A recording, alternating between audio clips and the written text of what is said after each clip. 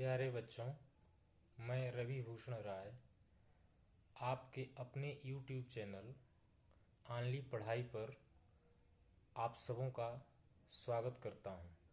आज के इस वीडियो का उद्देश्य है कि आप हाई स्कूल परीक्षा 2023 में किस तरह से 90% प्लस मार्क्स आप प्राप्त करें। मेरा मानना है कि यदि आप यह चाहते हैं कि हम हाई स्कूल परीक्षा में 90% से ऊपर मार्क्स प्राप्त करें, तो इसके लिए पिछले वर्ष में आए हुए जितने भी विषय हैं, सभी विषयों के यदि आप 10-10 सेट यूपी बोर्ड में जो आए हुए पेपर हैं उन 10-10 सेट यदि आप हल कर लेते हैं और उनको विधिवत तैयार कर लेते हैं तो निश्चित तौर पर आप 90% के आसपास मार्क्स पा लेंगे। उससे अधिक भी हो सकता है और यह काम बहुत कठिन नहीं है, बल्कि मैं कहूँ कि यदि आप लगातार थोड़ी थोड़ी कोशिश यदि आप करें तो रोजाना 1-2 पेपर सॉल्व करते हुए हम इस लक्ष्य को प्राप्त कर सकते हैं।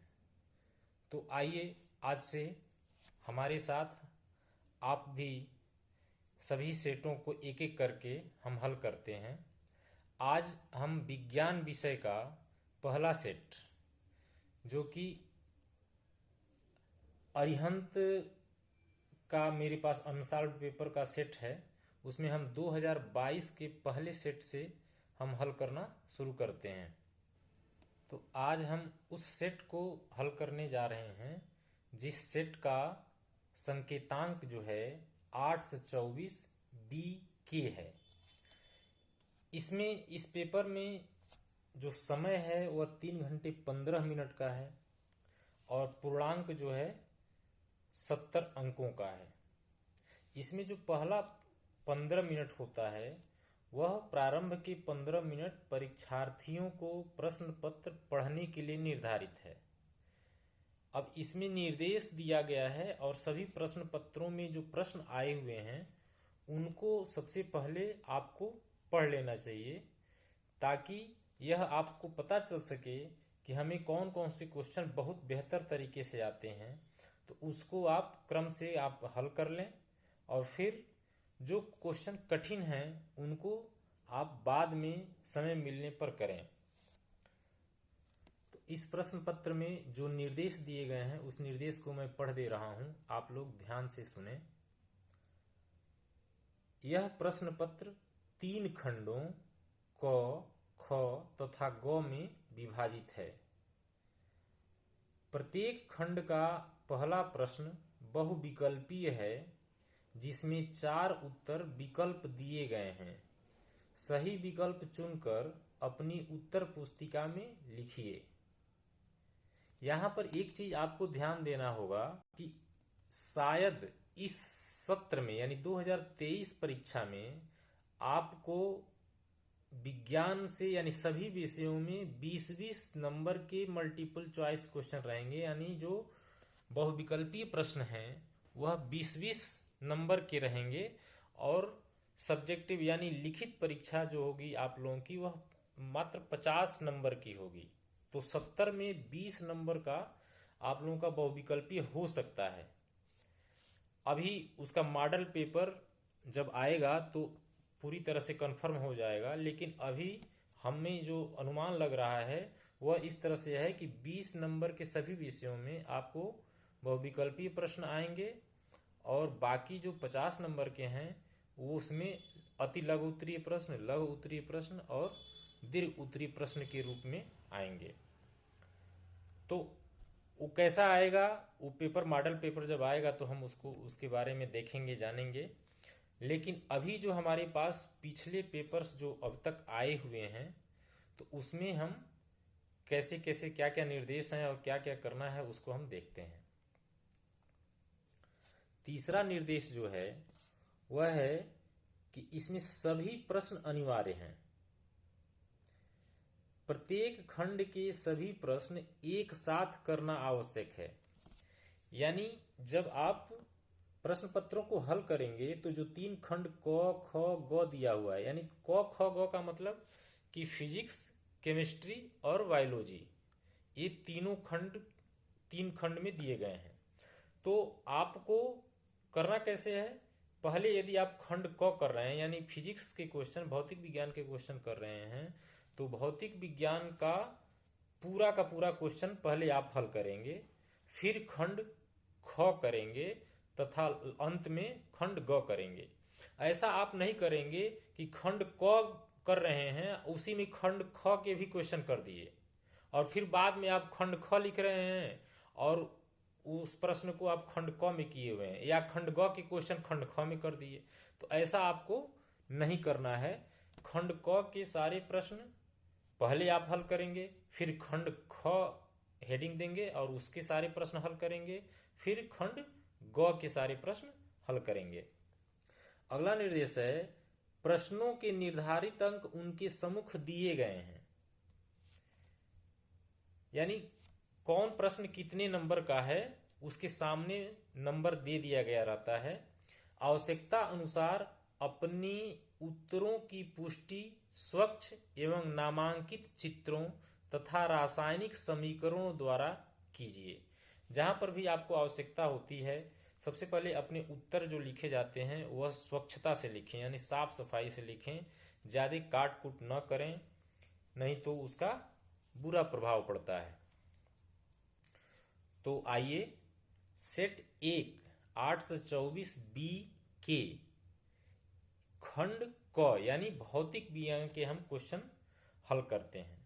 इसमें जैसा कि ऊपर निर्देश में दिया गया था, पहला प्रश्न जो है उसके 4 भाग हैं, क ख ग और घ। ये चारों प्रश्न जो हैं बहुविकल्पीय टाइप के हैं, बहुविकल्पीय प्रकार के हैं, यानी इसमें 4 उत्तर दिए गए हैं जिसमें से एक उत्तर सही है, उसको आपको उत्तर पुस्तिका में लिखना है। तो इसमें पहला प्रश्न है 1 का क, और ये सभी के सभी प्रश्न 1-1 नंबर के, यानी बहुविकल्पीय जितने भी आएंगे आपको वो सब 1-1 नंबर के रहेंगे। तो इसमें पहला प्रश्न जो है वह 1 का क है। इसको आप ध्यान पूर्वक सुनेंगे और अपनी कॉपी में लिखकर इसको हम सभी प्रश्नों को बोलते जा रहे हैं और उनका हिंट भी हम बतलाते जाएंगे। करना आपको है। हिंट के बाद यदि नहीं आता है तो आप डिस्क्रिप्शन में उन प्रश्नों को लिख सकते हैं, तो फिर से हम उसको हल करेंगे वीडियो के द्वारा। तो आइए हम पहला प्रश्न हल करते हैं। यहां दिया हुआ है 20 सेंटीमीटर फोकस दूरी वाले उत्तल दर्पण के सामने 20 सेंटीमीटर की दूरी पर स्थित वस्तु का प्रतिबिंब कहां बनता है। तो इसमें 4 विकल्प जो दिए गए हैं वह है, पहला है 10 सेंटीमीटर दूरी पर दर्पण के पीछे, दूसरा विकल्प दिया हुआ है 10 सेंटीमीटर दूरी पर दर्पण के सामने, तीसरा विकल्प दिया हुआ है अनंत पर, चौथा विकल्प दिया हुआ है उपरोक्त में से कोई नहीं। तो अब इस प्रश्न में आपको वीडियो रोक के आपको पूरा लिख लेना है, उसके बाद आपको समझ में आएगा कि एक प्रश्न में क्या पूछ रहा है। तो यहां पर उत्तल दर्पण दिया हुआ है, तो किसी भी दर्पण के लिए हम जो सूत्र जानते हैं वह है 1/f बराबर 1/v प्लस 1/u। तो इस सूत्र से जो जो चीज दिया हुआ है, जैसे यहां पर दिया हुआ है 20 सेंटीमीटर की फोकस दूरी, यानी उत्तल दर्पण की जो फोकस दूरी है वह 20 सेंटीमीटर दिया हुआ है। एक चीज और बतला दें आपको कि उत्तल दर्पण की जो फोकस दूरी होती है वह हमेशा पॉजिटिव होता है, यानी धनात्मक होता है। तो यहां पर f प्लस 20 सेंटीमीटर हो जाएगा। उसके सामने 20 सेंटीमीटर की दूरी पर स्थित वस्तु का प्रतिबिंब कहां बनेगा। तो दूसरी चीज ये है कि कभी भी दर्पण के सामने या लेंस के सामने जो वस्तु रखी जाती है तो उसकी दूरी हमेशा निगेटिव होती है, यानी ऋणात्मक होती है। तो यहां पर u का मान जो है -20 सेंटीमीटर हो जाएगा, और हम उस सूत्र से इसको v का मान हम निकाल लेंगे। f और u दिया हुआ है, v का मान हम निकालेंगे। तो आप निकालेंगे तो ये पाएंगे कि v का मान 10 सेंटीमीटर आ रहा है, वह भी प्लस आ रहा है। तो यहां पर आप ध्यान दीजिए कि यदि प्लस आता है तो दर्पण के उत्तल दर्पण के पीछे प्रतिबिंब बनता है। तो इसमें आपका पहला विकल्प सही होगा। दूसरा प्रश्न है 1 का ख, प्रिज्म से श्वेत प्रकाश की किरण के गुजरने पर सबसे अधिक विचलन होता है। पहला है लाल रंग में, दूसरा है पीले रंग में, तीसरा है हरे रंग में, और चौथा है बैगनी रंग में। तो इसका उत्तर आप कहाँ मिलेगा आपको? इस प्रश्न का उत्तर जो विज्ञान की एनसीईआरटी की किताब है उसके पृष्ठ संख्या 214 पर 11.4 हेडिंग है, कांच के प्रिज्म द्वारा श्वेत प्रकाश का विक्षेपण।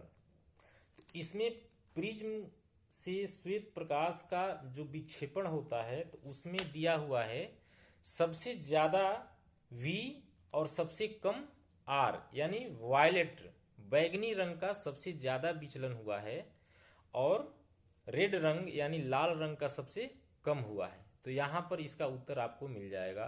तो इसमें विकल्प कौन सा सही होगा?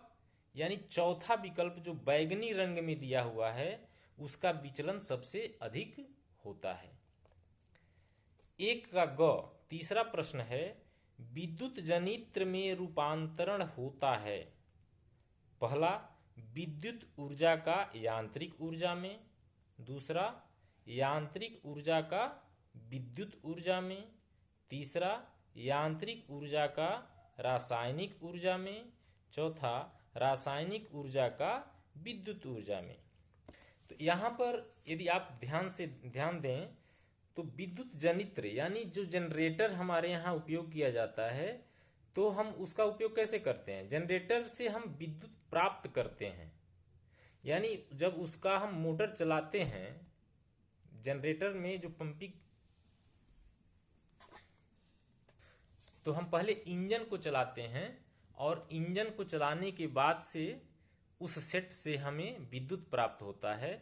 तो विद्युत जनित्र में रूपांतरण होता है, इसका उत्तर क्या हो जाएगा? यांत्रिक ऊर्जा का विद्युत ऊर्जा में रूपांतरण होता है। यहां पर अन्य जो विकल्प दिए गए हैं उसमें जैसे पहला है विद्युत ऊर्जा का यांत्रिक ऊर्जा में, यदि आप यह ध्यान दें कि विद्युत ऊर्जा का यांत्रिक ऊर्जा में, तो जो विद्युत मोटर है, आटा चक्की वगैरह जो विद्युत से चलता है, तो वहां पर यह प्रक्रिया होती है, यानी विद्युत मोटर जो है वह विद्युत ऊर्जा का यांत्रिक ऊर्जा में रूपांतरण करता है। तीसरा जो विकल्प है यांत्रिक ऊर्जा का रासायनिक ऊर्जा में, तो यहां पर हम यांत्रिक ऊर्जा का इससे यदि किसी बैटरी को चार्ज करते हैं तो वहां पर बैटरी चूंकि रासायनिक ऊर्जा में संरक्षित होता है तो उस तरह से हो जाएगा। और चौथा है रासायनिक ऊर्जा का विद्युत ऊर्जा में, तो हम विद्युत बैटरियों से यानी उसमें रासायनिक ऊर्जा का परिवर्तन जो होता है वह विद्युत ऊर्जा में होता है। अगला प्रश्न है 1 का घ, 220 वोल्ट 100 वाट के विद्युत बल्ब के तंतु का प्रतिरोध होगा। इसमें पहला विकल्प है 2.2 ओम, दूसरा है 484 ओम, तीसरा है 22,000 ओम, चौथा है 48.4 ओम। तो यहां पर आपको पुनः ध्यान देना है, न्यूमेरिकल क्वेश्चन है। इसमें 220 वोल्ट यानी विभवांतर 220 दिया हुआ है और विद्युत बल्ब का जो शक्ति है वह 100 वाट दिया हुआ है। तो इसमें हम कई तरह के सूत्र जानते हैं, तो यहाँ पर कौन सा सूत्र हम प्रयोग करेंगे? वोल्ट दिया हुआ है, पावर यानी दिया हुआ है P, और प्रतिरोध पूछ रहा है R। तो यहाँ पर हमको उस सूत्र का प्रयोग करना होगा जिसमें V, P और R का संबंध स्थापित हो। तो यदि आप किताब में देखें तो 244 पृष्ठ संख्या पर जो समीकरण 12.22 दिया हुआ है, P बराबर V²/R, तो इससे R की वैल्यू R बराबर V²/P से हम निकाल सकते हैं। जब इसको निकालेंगे तो इसका आंसर क्या आएगा? तो इसका आंसर यदि आप हल करेंगे तो विकल्प जो है, दूसरा विकल्प सही होगा, 484 ओम। इस तरह से जो बहुविकल्पीय प्रश्न है वह पूरा हुआ, यानी पहला प्रश्न। अब दूसरा प्रश्न क्या है? दूसरा प्रश्न जो है वह 3 भाग में है, यानी क, ख और ग। यह सभी प्रश्न 2-2 नंबर के हैं। यानी पहला प्रश्न 4 नंबर का था और यह 6 नंबर का है। इसमें 2 का क है, अवतल दर्पण के किन्हीं 2 उपयोग का वर्णन कीजिए। इसका उत्तर मैं हिंट दे रहा हूं। तो अवतल दर्पण का उपयोग 183 पृष्ठ संख्या पर दिया हुआ है। यहाँ पर इसमें से आप 2 उपयोग लिख सकते हैं। यहाँ पर बहुत से उपयोग दिए हुए हैं, जैसे अवतल दर्पण का उपयोग सामान्यतः टार्च, सर्च लाइट तथा वाहनों के अग्रदीपों यानी हेडलाइट जो होती हैं सभी वाहनों के, मोटरसाइकिल के या में प्रकाश का शक्तिशाली समांतर किरण पुंज प्राप्त करने के लिए किया जाता है। दूसरा आप लिख सकते हैं कि प्रायः इसका उपयोग चेहरे का बड़ा प्रतिबिंब देखने के लिए सेविंग दर्पणों के रूप में किया जाता है। तीसरा आप लिख सकते हैं कि दंत विशेषज्ञ अवतल दर्पणों का उपयोग मरीजों के दांतों का बड़ा प्रतिबिंब देखने के लिए करते हैं। चौथा उपयोग आप लिख सकते हैं, सौर भट्ठियों में सूर्य के प्रकाश को केंद्रित करने के लिए बड़े अवतल दर्पणों का उपयोग किया जाता है। तो यहाँ पर 4 उपयोग दिए गए हैं जिसमें आपको केवल 2 ही लिखने हैं। तो एक गाड़ियों के हेडलाइट के रूप में, दूसरा सेविंग दर्पणों के रूप में, तीसरा दंत विशेषज्ञ जो यानी दांत के जो डॉक्टर होते हैं, दांतों के बड़ा प्रतिबिंब को देखने के लिए अवतल दर्पण का उपयोग करते हैं। चौथा है सौर भट्ठियों में सूर्य की प्रकाश को इकट्ठा करने के लिए भी अवतल दर्पण का उपयोग किया जाता है। तो इसमें से कोई 2 आप लिख सकते हैं। दूसरा का ख है, दीर्घ दृष्टि दोष क्या है, इसका निवारण कैसे करते हैं? तो इसमें आपको ये भी 2 नंबर का है। तो सबसे पहले हम दीर्घ दृष्टि दोष क्या है इसका उत्तर लिख देंगे और उसका निवारण कैसे करते हैं। तो इसका उत्तर आपको 210 पृष्ठ संख्या पर मिल जाएगा। वहां पर बी हेडिंग दिया है, दीर्घ दृष्टि दोष। तो दीर्घ दृष्टि दोष को हम दूरदृष्टिता भी कहते हैं। अब इसमें क्या लिखेंगे? दीर्घ दृष्टि दोष युक्त कोई व्यक्ति दूर की वस्तुओं को तो स्पष्ट देख सकता है परंतु निकट रखी वस्तुओं को सुस्पष्ट नहीं देख पाता। ऐसे दोष युक्त व्यक्ति का निकट बिंदु सामान्य निकट बिंदु 25 सेंटीमीटर से दूर हट जाता है। ऐसे व्यक्ति को आराम से सुस्पष्ट पढ़ने के लिए पठन सामग्री को नेत्र से 25 सेंटीमीटर से काफी अधिक दूरी पर रखना पड़ता है। इसका निवारण कैसे करेंगे? इस दोष का निवारण उपयुक्त क्षमता के अभिसारी लेंस यानी उत्तल लेंस का उपयोग करके संशोधित किया जा सकता है। तो इतना लिखेंगे आप इसमें। दूसरे का ग, उत्तल लेंस द्वारा आवर्धित प्रतिबिंब बनने की क्रिया को किरण आरेख से दर्शाइए। उत्तल लेंस द्वारा आवर्धित प्रतिबिंब बनने की क्रिया, अब यहां पर ध्यान देना है, लेंस है उत्तल लेंस और उससे बड़ा प्रतिबिंब कहां बनेगा, तो कैसे, किस रूप में उत्तल लेंस से हम बड़ा प्रतिबिंब प्राप्त करते हैं, उन परिस्थितियों को किरण आरेख द्वारा आपको बतलाना है। तो इसके लिए आप जानते हैं, इसके लिए हम जानते हैं कि उत्तल लेंस द्वारा 6 स्थितियों में प्रतिबिंब बनता है, जिसमें कि यह पृष्ठ संख्या 197 पर दिया हुआ है, एक सारणी में 10.4 जो सारणी है उसमें दिया हुआ है। तो हमें इसमें इस प्रश्न में बतलाना है कि आवर्धित प्रतिबिंब यानी जो वस्तु है उससे बड़ा प्रतिबिंब किन किन परिस्थितियों में बनता है। तो इसमें यदि आप वस्तु को F1 यानी और 2F1 के बीच में प्रथम फोकस और उसके द्वितीय फोकस यानी वक्रता त्रिज्या के बीच में आप रखते हैं, वक्रता केंद्र और फोकस दूरी के बीच में रखते हैं, तो वहां पर बड़ा प्रतिबिंब बनेगा।